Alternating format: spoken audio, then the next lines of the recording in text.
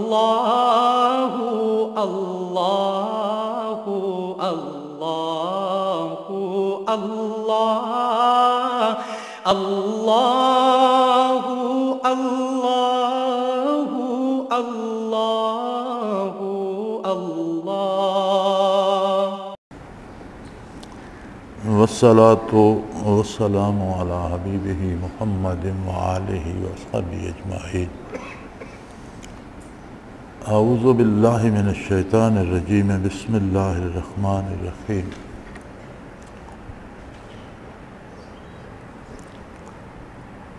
وما خلقت الجن والانس الا لیعبدون۔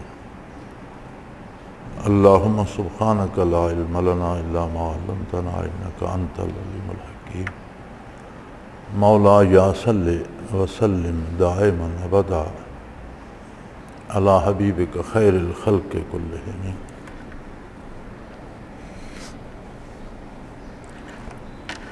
ارشاد باری تعالی ہے وما خلقت الجن والانس الا لیعبدون۔ مفسرین کرام نے یعبدون کی تشریح فرمائی ہے اے لیعرفوا۔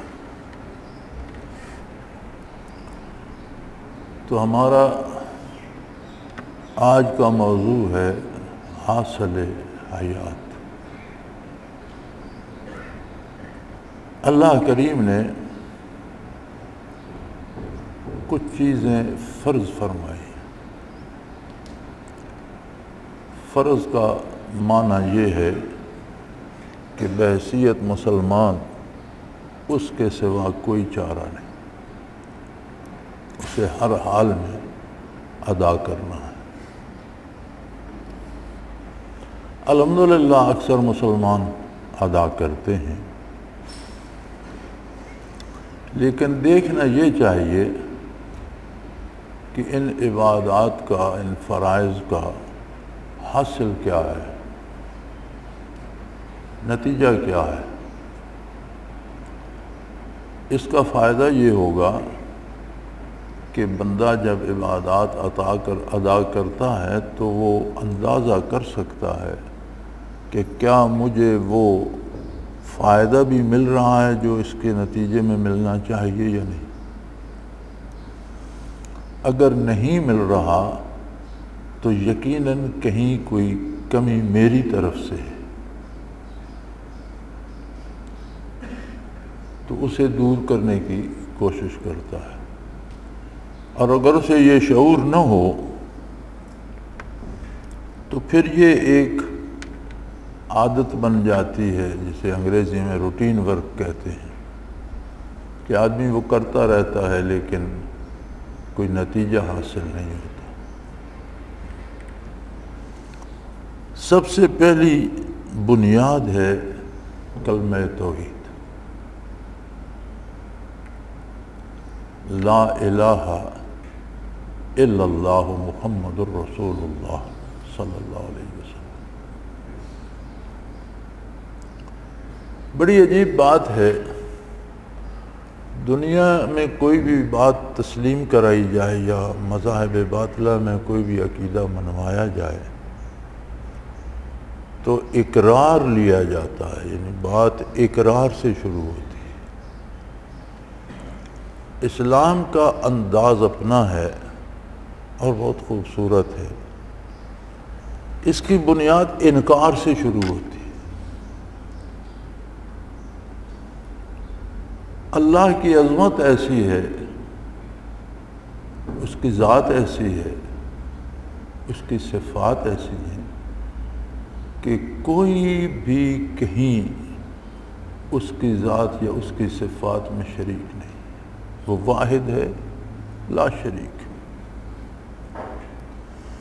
اس لیے انسان جب دنیا میں ہوش سنبھالتا ہے تو بہت سی ایسی چیزیں ہوتی ہیں جن کے لیے وہ بے قرار ہو جاتا ہے اور اپنی ساری محنت ان کے حصول کے لیے کرتا ہے۔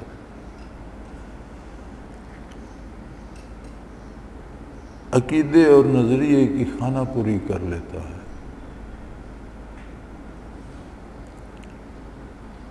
لیکن جب اسلام کی دہلیز پہ قدم رکھتا ہے تو ارشاد ہوتا ہے کہ لا الہ،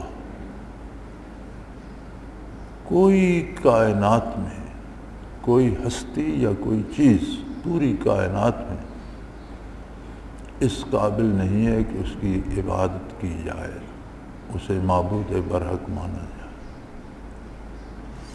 اسلام یہ نہیں ہے کہ بہت سے بت دل میں ہوں اور ان کے اوپر سبز رنگ لگا دیا جائے اور مسلمانی ہو گئی، نہیں، ہر بت کو توڑ دو، پاش پاش کر دو، ہر بت کا انکار کر دو۔ اور بت پتھر کے نہیں ہوتے، پتھر کے بت تو توڑنا آسان ہوتا ہے، انہیں چھوڑنا بھی آسان ہوتا ہے۔ جو بت خواہشات کے اور جو بت دل کے اندر ہوتے ہیں ان کا توڑنا مقصود ہوتا ہے۔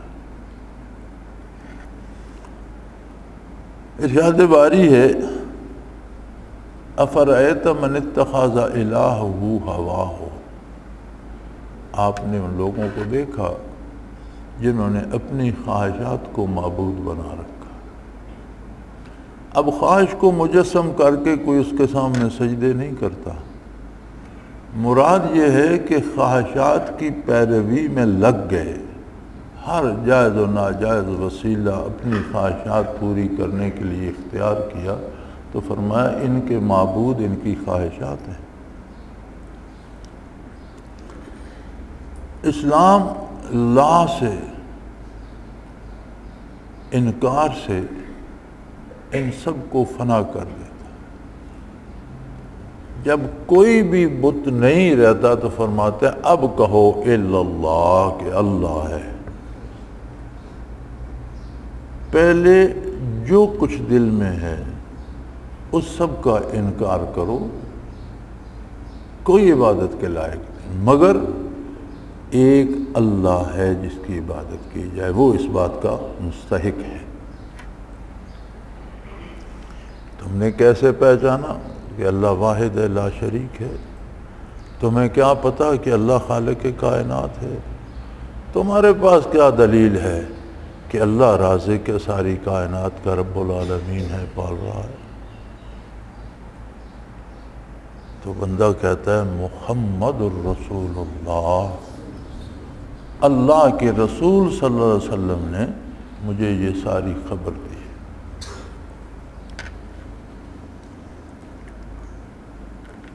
ایک بہت بڑے صرفی تھے، مجھے اب ان کا نام نامی یاد نہیں، اور مجھ میں یہ کمزوری ہے مجھے نام یاد نہیں رہتے۔ بڑا نام ہے ان کا عربی ادب میں، صرف و نحو کے اعتبار سے صرف کے امام تصور ہوتے تھے۔ مشکل کام ہے صرف و نحو کو سمجھنا۔ آخر عمر میں انہیں خیال آیا صرف نحو والا منطق سے بھی واقف ہوتا ہے، ادب سے بھی واقف ہوتا ہے، غرض لکھنے پڑھنے کے جتنے پہلو ہیں وہ سارے اس کے ذہن نشین ہوتے ہیں، تب جا کر صرف پہ اور نحو پہ بحث کی جا سکتی۔ تو اس موضوع کے امام تھے، تو انہیں خیال آیا کہ ساری زندگی اس میں صرف کر دی، خرچ کر دی، کوئی حاصل نہیں ہوا۔ کسی اللہ والے سے کوئی کیفیات حاصل کرنی چاہیے۔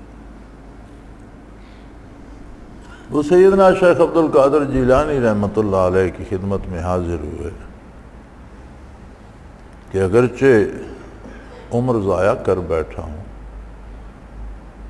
لیکن ابھی میرے پاس جو لمحات ہیں میں چاہتا ہوں آپ مجھے بھی اللہ اللہ سکھائیں۔ انہوں نے فرمایا بات تو درست ہے تمہاری، اچھی بات ہے جب بھی خیال آ جائے، لیکن شرط یہ ہے کہ صرف و نحو کو چھوڑ دو۔ اگر تم صرفی بحثوں میں پڑے رہو گے تو تمہیں اس چیز کا فائدہ نہیں ہوگا۔ بہرحال انہوں نے اسباق شروع کرائے، پھر حضرت کو پتہ لگا کچھ دن بعد کہ وہ تو سخت بیمار ہیں. تو حضرت تیمارداری کے لیے تشریف لے گئے. جب وہاں پہنچے تو ان کا آخری وقت قریب تھا. تو انہوں نے پوچھا کیا حال ہے؟ کہنے لگے بہت مشکل میں ہوں. کیا مشکل ہے؟ کہنے لگے موت کی گھڑی قریب ہے. شیطان سوال کرتا ہے تمہارے پاس توحید باری کی دلیل کیا ہے؟ تم کیسے ثابت کر سکتے ہو کہ صرف ایک اللہ ساری کائنات کو چلا رہا ہے؟ میں 100 دلیلیں اپنے علم کے زور پر پیش کر چکا ہوں اور اس نے ہر دلیل کو رد کر دیا. وہ اس کا جواب دے دیتا ہے. اور میں اس پریشانی میں ہوں کہ یہ مجھے ایمان پر مرنے نہیں دے گا. تو آپ نے فرمایا تم ساری دلیلیں چھوڑ دو، اسے ایک بات کہو کہ مجھے محمد الرسول اللہ صلی اللہ علیہ وسلم نے بتایا ہے کہ اللہ واحد لا شریک. اس ایک جملے نے ابلیس کو لاجواب کر دیا. اب اس کا رد تو وہ نہیں کر سکتا. تو جب توحید باری کی بات آتی ہے تو دلیل یہ ہے کہ آقا نامدار صلی اللہ علیہ وسلم نے خبر دی، وہ اللہ کے رسول ہیں، انہوں نے مجھے یہ خبر دی. ہمیں دیکھنا یہ ہے کہ کلمہ پڑھ لیا، اللہ قبول فرمائے، اس کا حاصل کیا ہے؟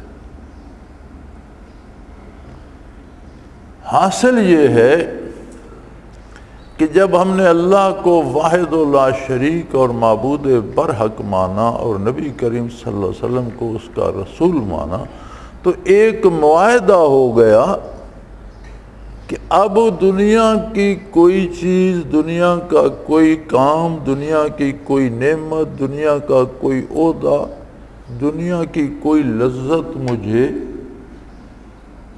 اللہ کی نافرمانی پہ مجبور نہیں کر سکتی، محمد الرسول اللہ صلی اللہ علیہ وسلم کے اتباع سے نہیں روک سکتی.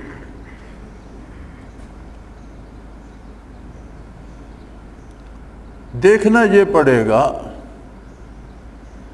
کہ اگر ہم لوگوں کے سامنے اور طرح کی ہماری زندگی ہے اور خلوت میں اور طرح کی ہے. لوگوں کے سامنے بڑے پارساں ہیں، خلوت میں جھوٹ بھی بول لیتے ہیں، رشوت بھی لے لیتے ہیں، لوگوں کے پیسے کھا جاتے ہیں، لوگوں کے حقوق مار لیتے ہیں. اس کا مطلب ہے لا الہ کا ہم پر کوئی نتیجہ مرتب نہیں ہو رہا، کیونکہ ہمارا الہ تو خواہشات بن گئی.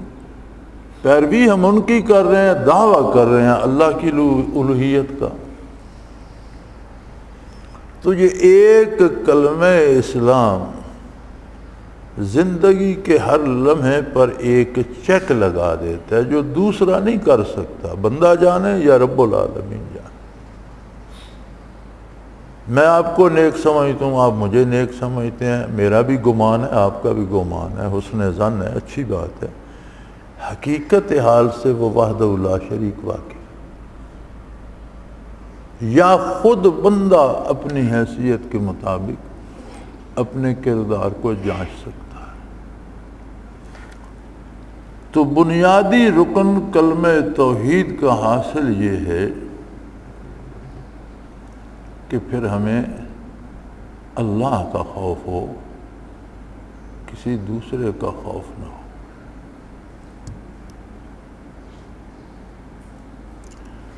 پچھلے دنوں میرے خلاف کسی نے ایک مقدمہ کر دیا. مقدمہ جھوٹا تھا،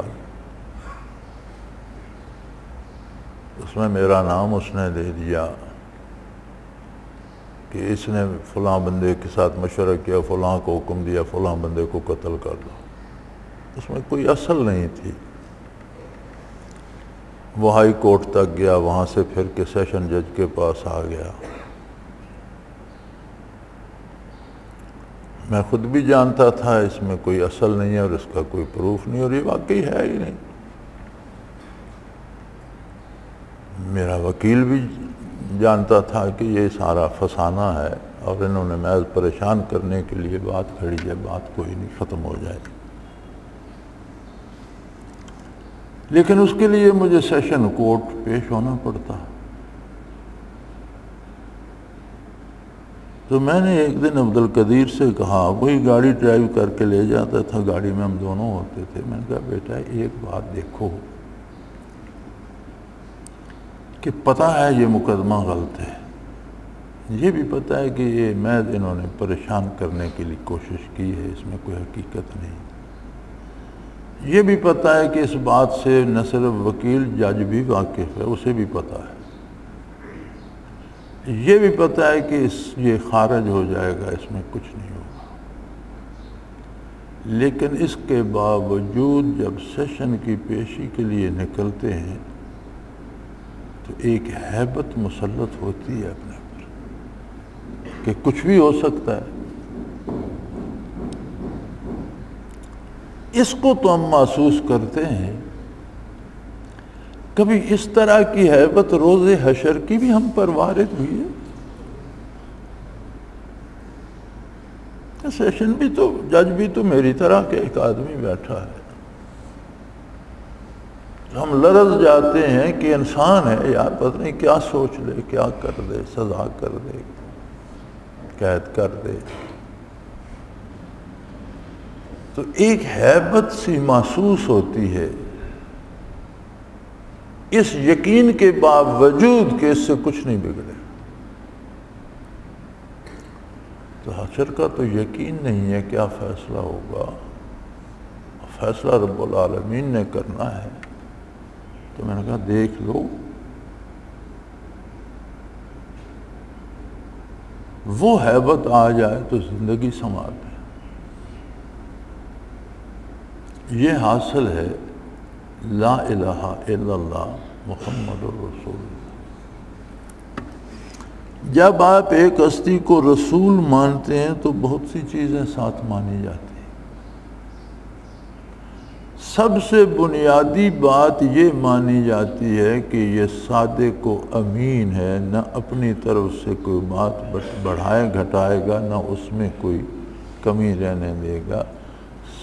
سب سے اصدق الصادقین ہے یہ اللہ کا بندہ، اور پوری طرح امین ہے، اور مجھے وہی بات پہنچائے گا جو میرا اللہ اس ہستی کے ذریعے مجھ تک پہنچانا چاہتا. اب اس کے بعد کوئی نافرمانی کی گنجائش رہ جاتی ہے تو ہم اپنے کردار کو دیکھیں اور لا الہ الا اللہ محمد الرسول اللہ کو سامنے رکھیں تو اب بھی ہمارے پاس فرصت ہے. ہم اصلاح کی کوشش کریں، اللہ سے دعا کریں. غلطی کوتاہی سستی ہو جاتی ہے، لیکن غلطی کا دکھ ہونا چاہیے، فوراً رجوع الی اللہ ہونا چاہیے، توبہ کی جانی چاہیے. اگر ہمارے کلمے میں جان ہے تو ہم پھر اس گناہ پر قائم نہیں رہ سکتے.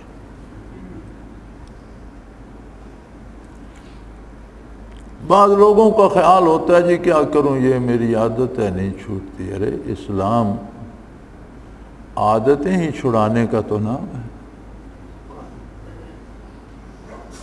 اسلام یہی تو چاہتا ہے کہ جو کچھ تم اور تمہارا نفس اپنی پسند سے کرتے ہو وہ چھوڑ دو اور وہ کرو جو اللہ و اللہ کے رسول کی پسند ہے. یہی تو اسلام ہے. اگر عادت نہیں چھوٹتی تو پھر کلمہ کس بات کا.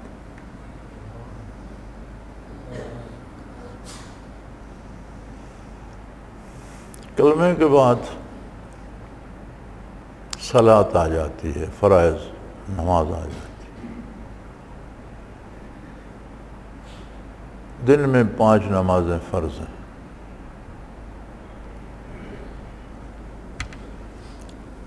دن شروع ہوتا ہے نماز سے، دن ڈھلتا ہے نماز سے، مزید غروب کے قریب جاتا ہے پھر نماز ہے، سورج ڈوب جاتا ہے پھر نماز ہے، سونے کو جاتے ہیں تو پھر نماز. ادا کر کے جا۔ نماز ہے کیا؟ ہم لباس پاک کرتے ہیں، بدن پاک ہوتا ہے، وضو کرتے ہیں، قبلہ رو ہو کر خود کو اللہ کے روبرو کھڑا کر کے ہم تکبیر پڑھتے ہیں، اللہ اکبر۔ یہ ایک تکبیر زندہ انسان کو کائنات اور حیات کائنات سے کاٹ کر الگ کر کے صرف اللہ کے روبرو کر دیتی۔ اب وہاں دنیا کی کوئی چیز نہیں، ایک اللہ ہے اور ایک اللہ کا بندہ۔ نبی کریم صلی اللہ علیہ وسلم نے فرمایا کہ نمازی کے آگے سے نہ گزرو۔ وجہ ارشاد فرمائی فَإِنَّهُ يُنَاجِي رَبَّهُ كَمَا قَالَ رسول اللہ صلی اللہ علیہ وسلم، وہ اپنے پروردگار سے سرگوشیاں کر رہا ہے، تم درمیان میں مت آؤ۔ مشت غبار ہو اور دکھ سکھ کر رہا ہو روبرو اللہ کریم سے۔ بہت خوبصورت بات کی تھی شاعر نے، کر دیا ہم سخن بندوں کو خدا سے تو۔ کسی کی سارا ملک سنتا ہے، کسی غریب کی گھر میں بھی کوئی نہیں سنتا۔ کوئی ایسا مسکین ہوتا ہے نہ کوئی اس کی گھر میں سنتا ہے نہ باہر سنتا ہے۔ اس بارگاہ میں بادشاہ چلا جائے یا فقیر، سب کی سنتا۔ جو نہ جائے اس سے خفا ہوتا، اس کے سوا کسی کے پاس بار بار جاؤ تو وہ گھبرا جاتا ہے کہ تم مجھے زندہ بھی رہنے دیتے ہو یا صرف تمہاری باتیں سنتا۔ اس کے پاس جو نہ جائے وہ اس سے خفا ہوتا، اس کے سوا کسی سے مانگو 1 دن 2 دن 10 دن، اب کہے گا آپ معاف بھی کرو یار۔ اس سے نہ مانگو تو وہ ناراض ہوتا ہے، مانگتے چلے جاؤ۔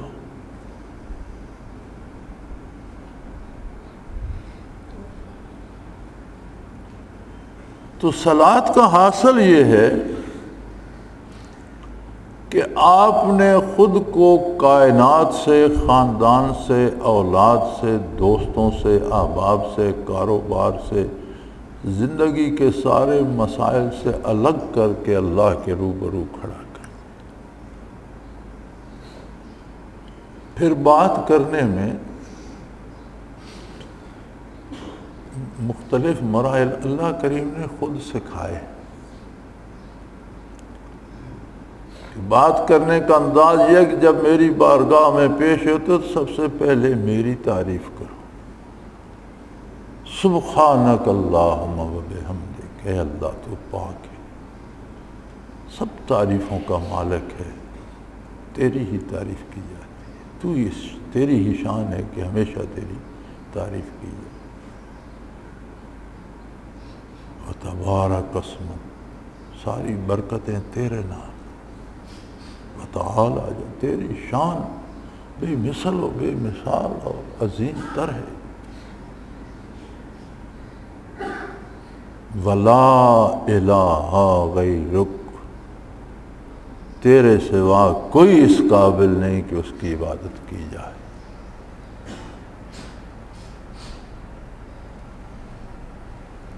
پھر اسی کی تعریف کرتا ہے، الحمدللہ اے رب العالمین، ساری خوبیاں اللہ کے لیے، اس لیے کہ وہ ساری کائنات کا رب ہے، پروردگار ہے، خالق ہے، مالک ہے، پال رہا ہے۔ کہیں کوئی شمع جو حسن کا ہے وہ اس کا عطا کردہ ہے، کسی کے پاس اپنا ذاتی کمال، ذاتی حسن نہیں ہے۔ الرحمن الرحیم، بہت بڑا مہربان، بہت بڑا رحم کرنے، حتیٰ کہ مالک یوم الدین اکیلا مالک ہے جس دن جزا و سزا ہوگی، کائنات ساری کا حساب اور محاسبہ ہوگا۔ لمن الملک اليوم للہ الواحد القہار، آج حکومت کس کی ہے؟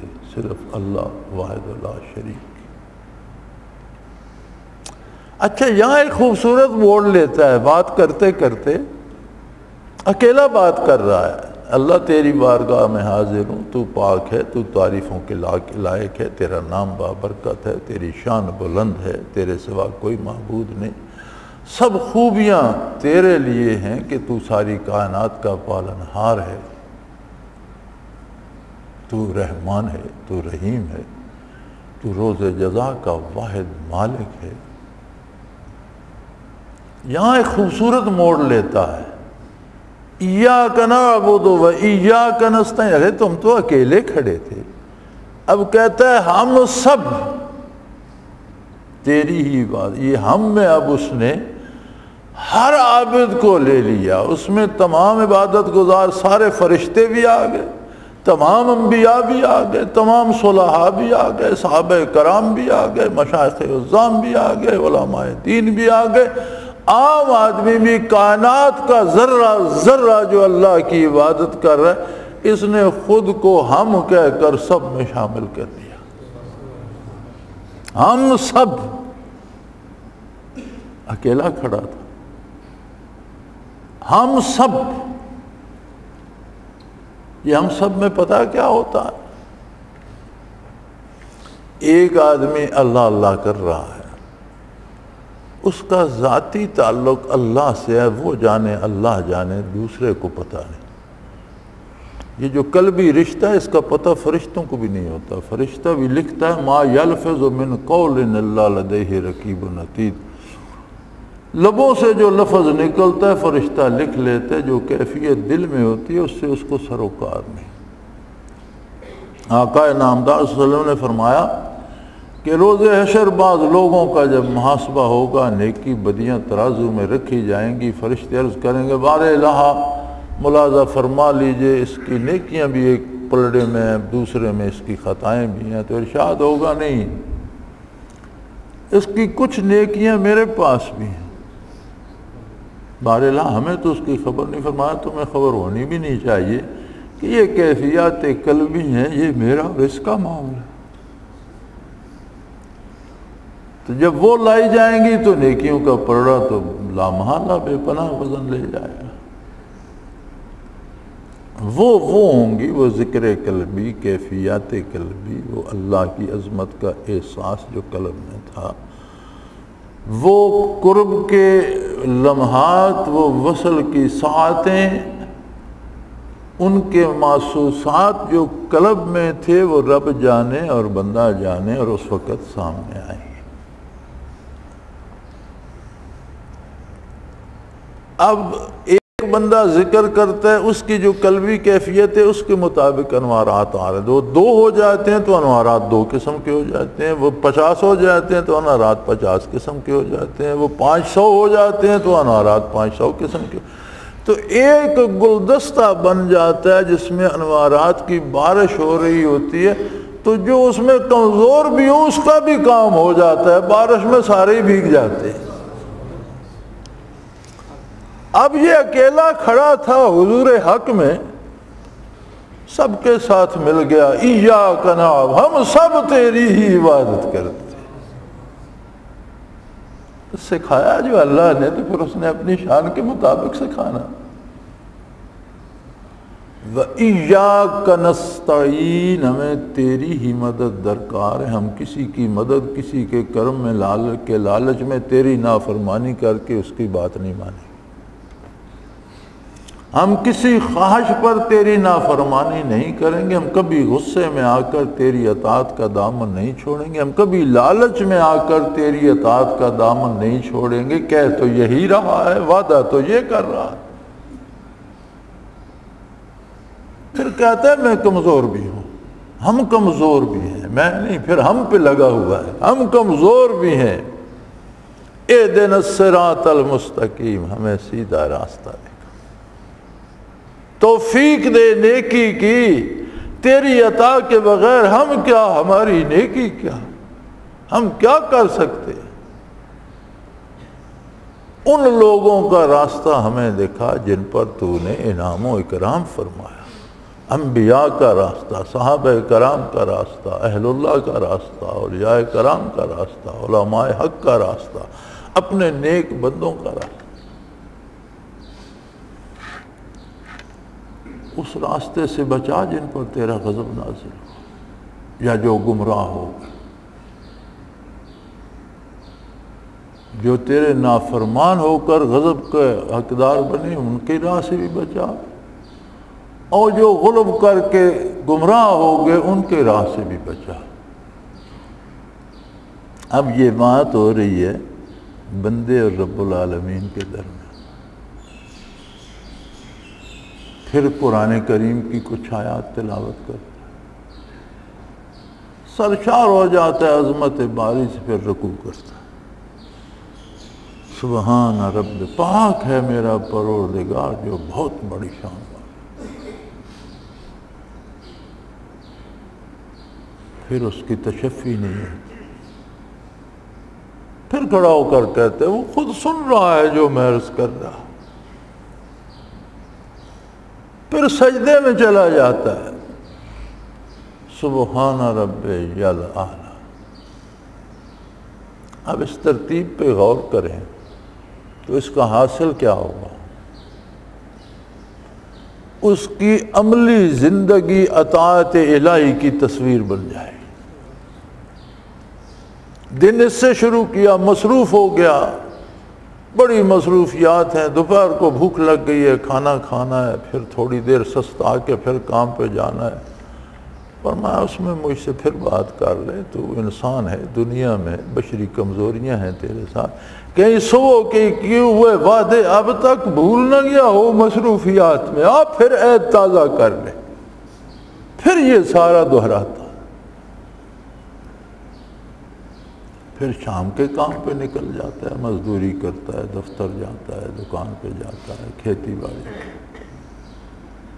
اب سورج غروب ہونے کے قریب ڈھل گیا، کاروبار سمیٹنے کی باری آ گئی، چرواہا بھی اپنے جانور اکٹھے کر رہا ہے، دفتر والا بھی فائلیں سمیٹ رہا ہے، کام بند کریں، دکاندار بھی جلدی جلدی چیزیں ادھر ادھر کر رہا ہے کہ دکان کو اب سنبھالنے کا، ختم کرنے کا وقت آ گیا۔ وہ کہتے نہیں میرے ساتھ پھر اپنا عہد دہرا لے،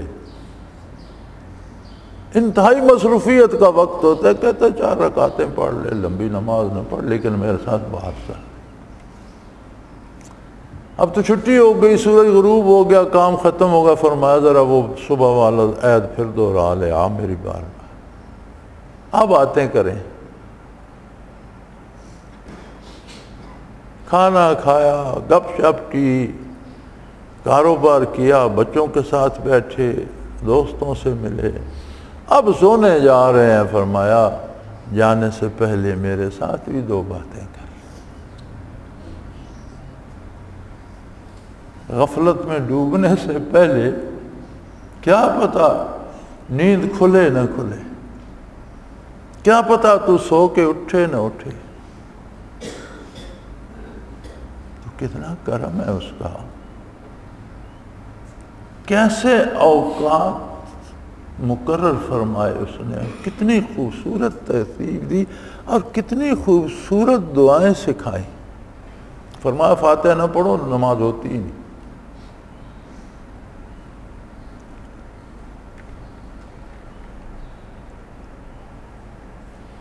محدثین کرام لکھتے ہیں کہ جب سورۃ فاتحہ نازل ہوئی تو شیطان سر میں خاک ڈالتا تھا اور لیٹتا تھا۔ حضور نے فرمایا کہ شیطان لیٹ رہا ہے اور سر میں خاک ڈالتا، اور کہتے ہیں اگر کوئی اس پہ کار بند رہا تو وہ میرے چنگل سے نکل گیا، میں اس کا کچھ نہیں بگاڑ سکتا۔ لیکن وہ بات ان نتائج کی کر رہا تھا جو میں عرض کر رہا، زبانی رٹتا رہا اور باتیں شیطان کی مانتا رہا تو پھر کیا ہوگا؟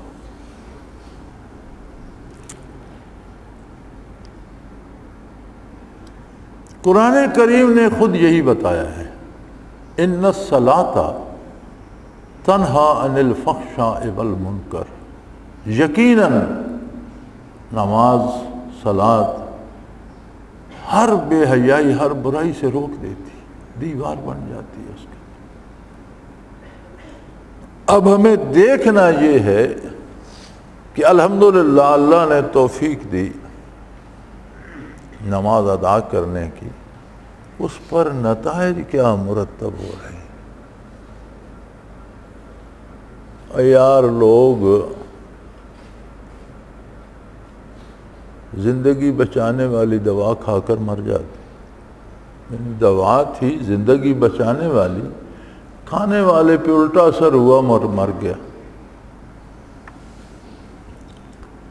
لوگ نمازیں ادا کر کے اپنی بڑائی میں مبتلا ہو جاتے ہیں، میں بہت پارسا ہوں، مجھے مانو، میرے ہاتھ چومو، میرے گھٹنوں کو ہاتھ لگاؤ، میرے سامنے جھک جاؤ، جو کچھ میں کہوں وہ مانتے جاؤ، اندھا دھند وہ غلط ہے یا صحیح۔ مارا گیا بندہ۔ تو بندگی کے لیے آیا تھا، تو خود کو معبود بنا بیٹھا۔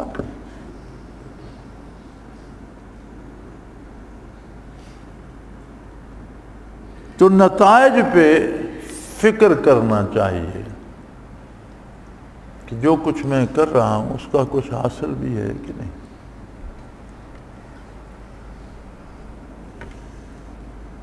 رمضان فرض کر دیا، اس میں جو برکات رکھی وہ اس کی عطا ہے۔ ایک ہی رات جو لیلۃ القدر کی رکھتی، ایک شب 1000 مہینے سے بہتر ہے۔ کتنی بہتر ہے؟ ہزاروں گنا، لاکھوں گنا، کروڑوں گنا، یہ حد نہیں بتائی۔ تو پورا مہینہ ہے رحمتوں کا، گناہ سے بخشش کا، نیکی کی توفیق کا، لیکن کچھ عملی زندگی میں قیود لگا دی۔ حرام کھانا تو ساری زندگی منع ہے۔ رمضان میں فرمایا ایک خاص وقت سے دوسرے خاص وقت تک حلال کھانا پینا بھی چھوڑ دے۔ ارے بھائی حلال کھانے پر پابندی کیوں فرمایا؟ پتہ چلے کہ تو کسی کا بندہ ہے، اس کے حکم کے مطابق کرتا ہے، اسی نے حرام کو حرام قرار دیا، تو نہیں کھاتا، اور وہ تیرا ایسا مالک ہے کہ جب حلال سے روک دے تو حلال بھی نہیں کھاتا۔ یہ کوئی قید نہیں ہے، وہ اس کی مرضی، جو حکم وہ دے دے تیرا کام اس کی اطاعت کرنا ہے۔ جب اس نے حلال سے روک دے تو حلال بھی نہیں کھاتا۔ پھر ایک حضور حق حاصل ہو جاتا ہے، یہ نہیں کہ بندوں کے سامنے پانی نہیں پیا، اندر 8 کمروں کے اندر اندھیرے میں بیٹھا ہے، وہاں بھی نہیں پیتا، اللہ وہاں بھی موجود ہے۔ اسے ایک حضور حق نصیب ہو جاتا ہے، گویا وہ دن بھر اللہ کے روبرو ہے، کہیں کوئی کوتاہی نہیں کرتا۔ تو حاصل رمضان حضور حق اور کمال اطاعت، یعنی حرام اور ناجائز کو تو جانے دے، جائز کاموں حلال کھانے سے پینے سے جب روک دیا تو بندے مومن رک گیا، اور تنہائی میں بھی اس کی خلاف ورزی نہیں کرتا کہ تنہائی بھی میں اکیلا نہیں ہوں، میرا رب میرے پاس موجود ہے، وہ خود دیکھ رہا ہے، وہ خود جانتا ہے۔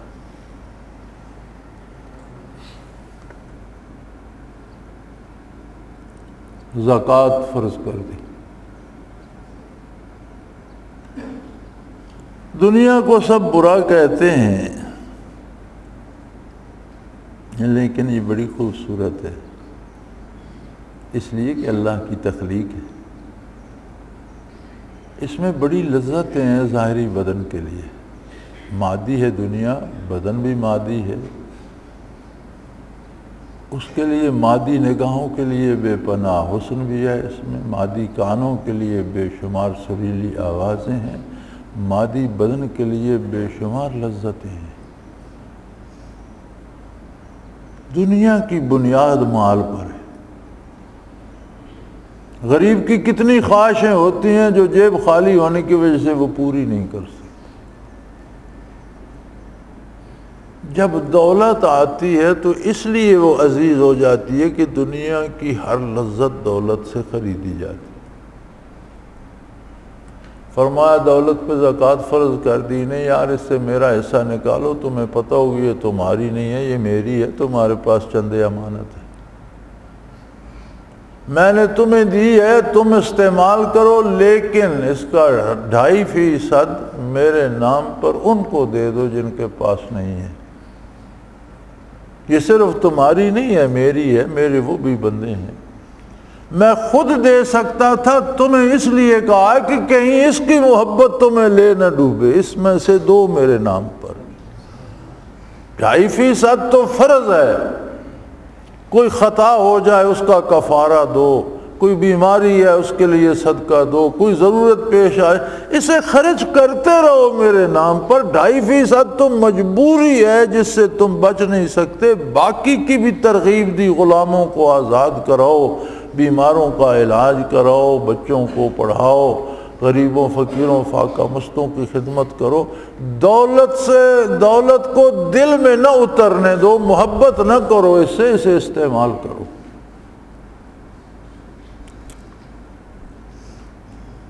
آپ نے دیکھا عمراء کی ٹیبل پہ رکھا ہوتا ہے ایک ٹیشو پیپر کا ڈبہ، کاغذ ہوتے ہیں پتلے پتلے، وہ سارا دن وہ کتنے ڈبے استعمال کر نکالتے ہیں، ہاتھ پونچھا پھینک دیا، نکالا آنکھیں پونچھی پھینک دیا، نکالا ہوٹھ پونچھے پھینک دیا۔ اس ٹیشو پیپر کی کوئی ان کے نزدیک قدر نہیں ہوتی۔ دنیا ایک ٹیشو پیپر ہے، استعمال کرو، پھینک دو۔ کوئی ٹیشو پیپر سے محبت کرتا؟ حاصل زکوٰۃ اگر یہ نصیب نہیں ہے تو پھر فائدہ کیا؟ اور ان لوگوں کو اب دیکھو جو بڑے بڑے امیر و کبیر ہیں لیکن زکوٰۃ اور چرمائے قربانی پہ لڑ مرتے ہیں اور اکٹھی کر کے کھا جاتے ہیں اور اپنے مصرف پہ صرف کرتے ہیں۔ کہاں اسلام، کہاں یہ فکر؟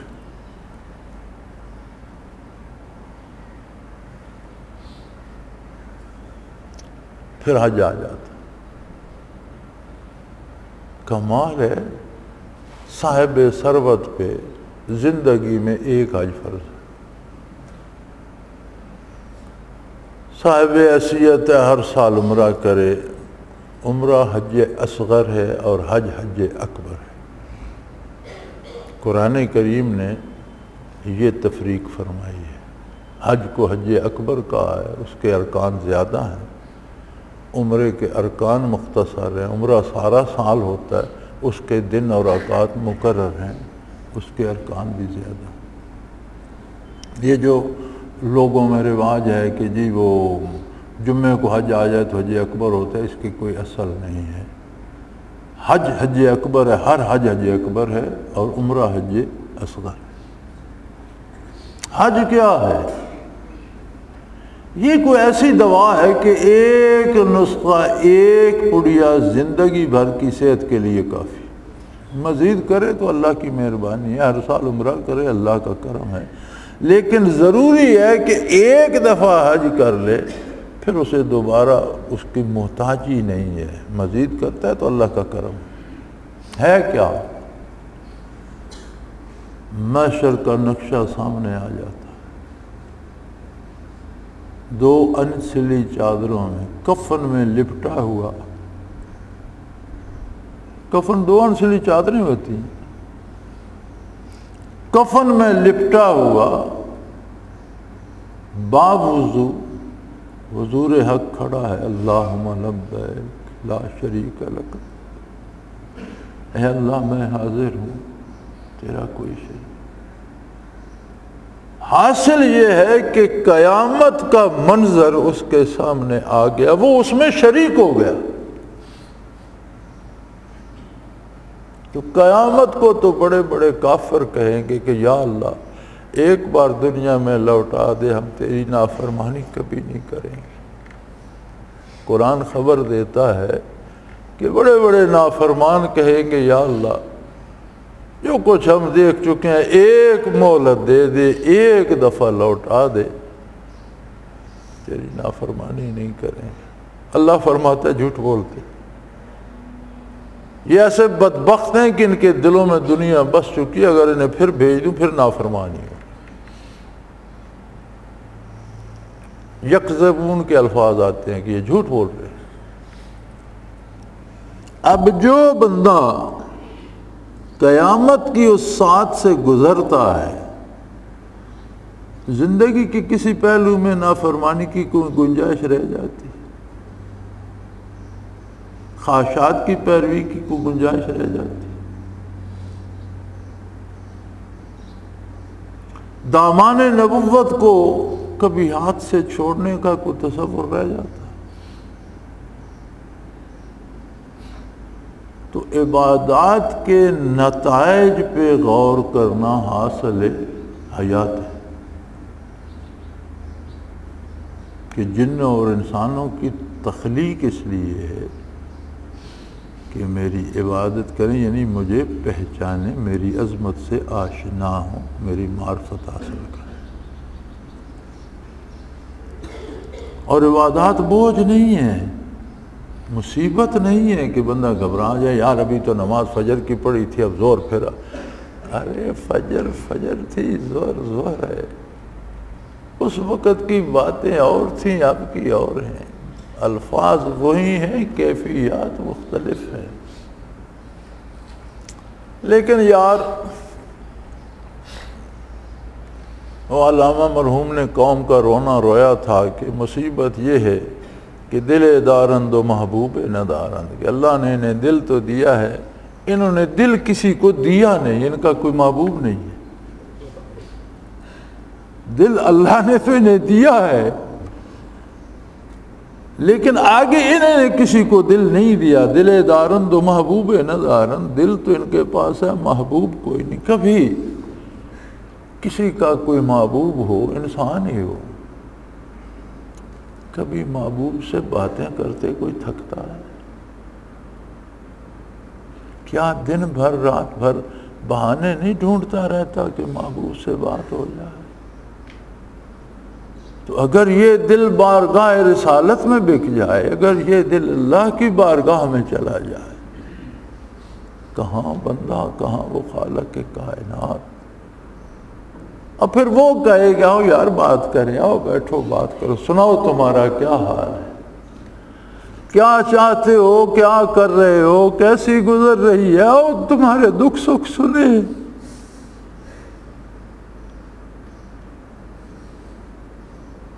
لوگ قیامت کو قیامت دیکھیں گے، تم میرے در پہ آ جاؤ، تم آج قیامت سے گزر جاؤ، پھر گزرنے کی کیا ضرورت ہے؟ پھر تمہیں قیامت کی خبر بھی نہ ہوگی، دنیا تہ و بالا ہو جائے گی۔ فرمایا میرے بندے ایسے ہوں گے کہ لا یسمعون حسیسا، اس کی آہٹ بھی نہیں سنیں گے، دنیا تہ و بالا ہو جائے گی، اور میرے بندے ایسے بیٹھے ہوں گے کہ انہیں قیامت کا کھٹکا بھی، حسیس کہتے ہیں یہ جو ننگے پاؤں بھی کوئی چلے تو جو تھوڑی سی سرسراہٹ ہوتی ہے اس کہ قیامت کے ہاتھ سے کی انہیں ہلکی سی خبر بھی نہیں، وہ اپنی مگن عشق الہی میں اللہ سے باتیں کرتے، اللہ کے دیدار کرتے، اللہ کے جمال سے سیراب ہوتے، انہیں پتہ بھی نہیں ہوگا کہ قیامت گزر گئی، وہ تو قیامت سے گزر کر آئے ہیں۔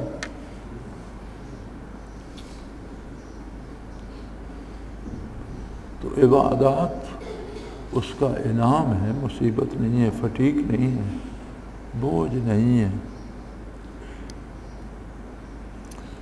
لیکن بھائی جو نہ جانتا ہو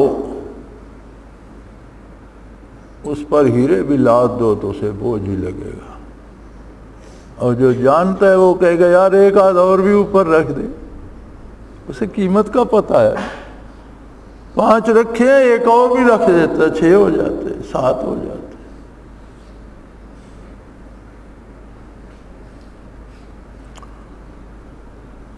اوہو